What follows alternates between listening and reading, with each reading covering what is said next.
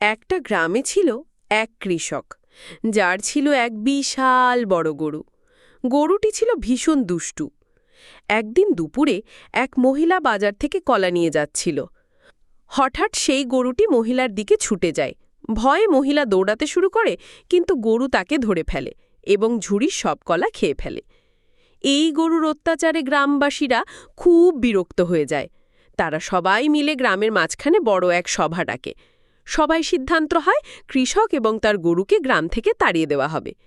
এরপর সবাই লাঠি ডান্ডা হাতে কৃষক আর গরুর দিকে ধেয়ে আসে। কৃষক ভয়ে মাথা ঢেকে ফেললেও কেউ কথা শুনে না। মারধর খেতে খেতে কৃষক মাটিতে লুটিয়ে পড়ে।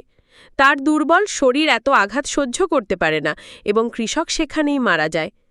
এটা দেখে গরুটি কৃষকের পাশে বসে চোখ ভিজে কাঁদতে থাকে আর কাঁদতে কাঁদতেই বলে, একটা সাবস্ক্রাইব করে দাও।